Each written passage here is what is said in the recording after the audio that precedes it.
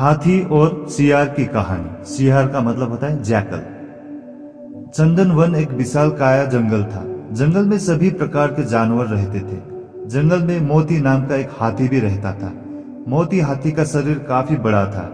एक बार चंदन वन में दूसरे वन से घूमते घूमते एक सियार आया। सियार ने जब मोती हाथी को देखा तब उसे देखकर सियार के मुंह में पानी आने लगा। सियार हाथी को खाने के बारे में सोचने लगा और मन ही मन सियार शिकार करने की योजना बनाने लगा।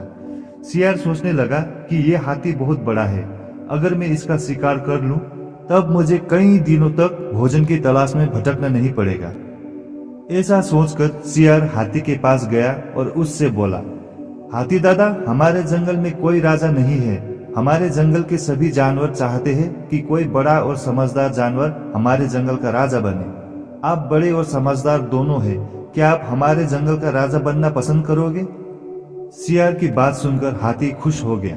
उसने राजा बनने के लिए हाँ बोल दिया। इस पर सियार ने हाथी को अपने साथ चलने के लिए बोला। हाथी राजा बनने की खुशी में झूमते हुए सियार के साथ जाने के लिए तैयार हो गया। सियार हाथी को ऐसे तालाब में ले गया जिस तालाब में दलदल था। हाथी राजा बनने की खुशी में इतना मस्त था कि वो बिना सोचे तालाब में नहाने उतर गया। जैसे ही हाथी दलदल वाले तालाब में उतरा, हाथी के पैर दलदल में धंसने लगे। उसने सियार से बोला, तुम मुझे कैसे तालाब में ले आए? मेरी मदद करो, मेरे पैर दलदल में धंस गए हैं। हाथी की बात सुनकर सियार जोर जोर से हंसने लगा और हाथी से बोला, मैं तुम्हारा शिकार करना चाहता था, इसलिए मैंने तुमसे राजा बनने की बात झूठी बोली। अब तुम दलदल में फंसकर मर जाओगे और मैं तुमको अपना भोजन बनाऊंगा। सियार की बात सुनकर हाथी की आंखों से आंसू आने लगे। उसने बाहर निकलने की बहुत कोशिश की। बहुत बार सियार से बाहर निकालने की विनती की, लेकिन सियार ने उसकी कोई मदद नहीं की और हाथी कुछ देर के प्रयत्न के बाद मर गया। हाथी के मरने के बाद सियार हाथी को खाने की लालच में उसकी पीठ पर चढ़ गया।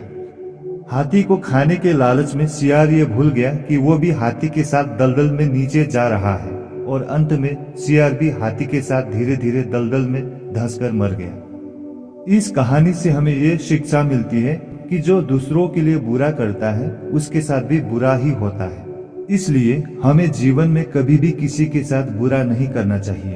अगर हम किसी के लिए बुरा करते हैं तब हमें भी अपने साथ ऐसा होने के लिए तैयार रहना चाहिए, क्योंकि बुरे कर्मों का फल हमेशा बुरा ही होता है। इसलिए किसी के साथ कभी बुरा ना करें।